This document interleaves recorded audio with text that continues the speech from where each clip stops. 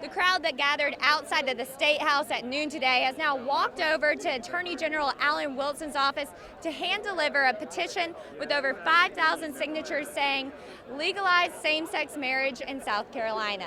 Within 3 to 4 months, there's going to be huge changes along Carolina Forest Boulevard with turn lanes in 3 different locations. But after talking with residents, they're more worried about traffic and safety concerns.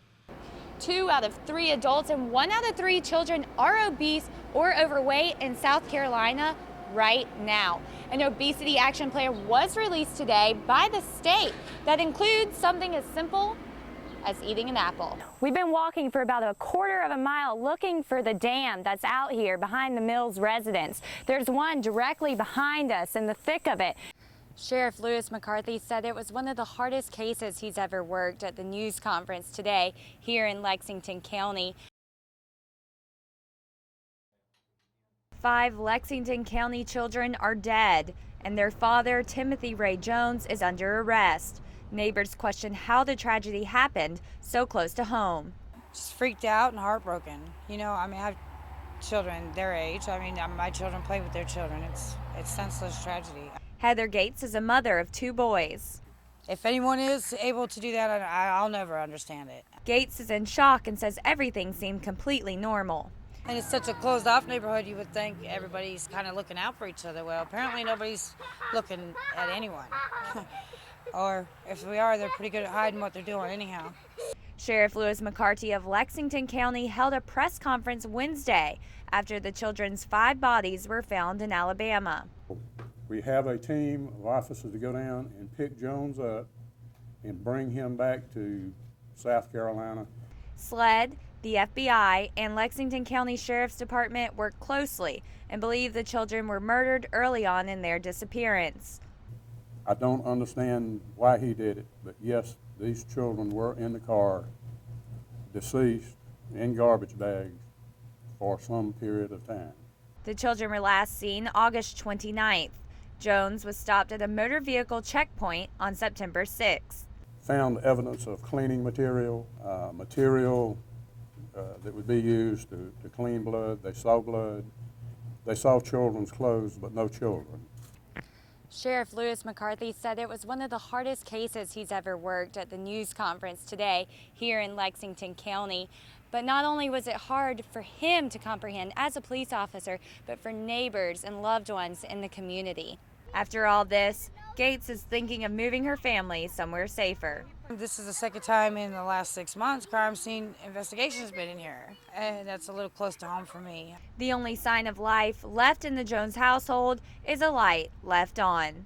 Caroline Springs, Carolina News. Go get it.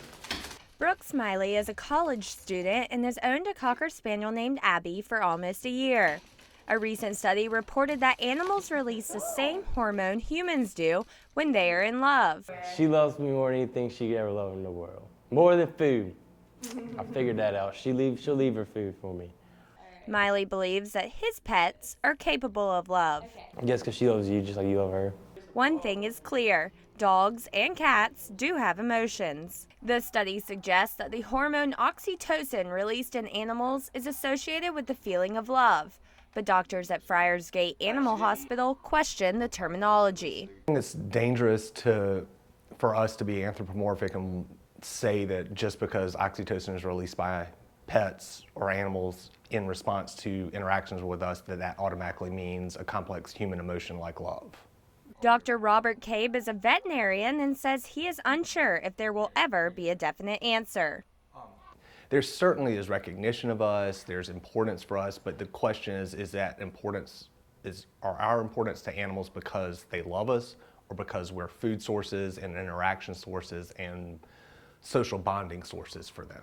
Kay Macy is a pet owner and business owner of Irmo Pets Retreat.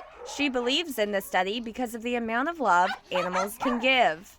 There's no doubt in my mind they're capable oftentimes of more love than humans, I believe, because it doesn't matter what you do to them, they still love you, and they love you unconditionally.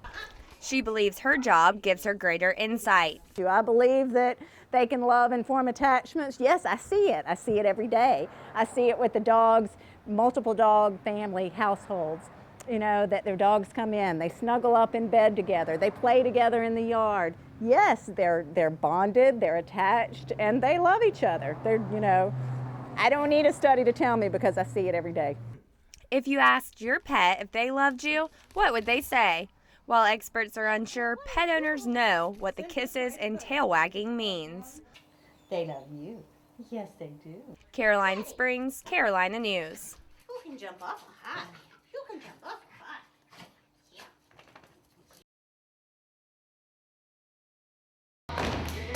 Ajax in Iraq. A play put on by USC's theater department takes the audience into the war. The actors fall into the roles of soldiers, Greek gods, and struggling veterans. But actors feel more than a connection to their characters. When I found out that it was Ajax in Iraq, you know, I was like, well, I've been to Iraq. Jonathan McClinton spent 4 years in Iraq serving in the Marine Corps. There's nothing like being over there and experiencing it yourself. But McClinton says he shares his experience with his fellow actors to make the play honest. Can't necessarily put yourself in my shoes. You can definitely relate and feel, you know, similar to what I'm feeling. And that's what I feel like these actors have done. McClinton performs multiple roles, all commonly struggling. Ajax in Iraq opens here Friday night at the Longstreet Theater. Peter Duffy directs the play and says a veteran really enhances the performance. Experts in what this is like and what it feels like, and you know, the sand in your shoes at all the time, and the heat and what that feels like. Duffy says the play isn't anti-war or anti-soldier. It raises critical questions and shows real struggles. You know, the war doesn't end when they leave the Middle East. You know, that 20% of Iraqi veterans suffer from PTSD, and 10% of Afghani veterans suffer from PTSD. It's a very real fear that affects McClinton. Really because of the dialect in the play. It's very similar to what I've, you know, heard and said a few things myself. So, you know, I was afraid it might hit just a little too close to home, but it's actually been very therapeutic. You know? This actor brings to the stage his real struggles and is reenacting all that he has been through. Caroline Springs, Carolina News.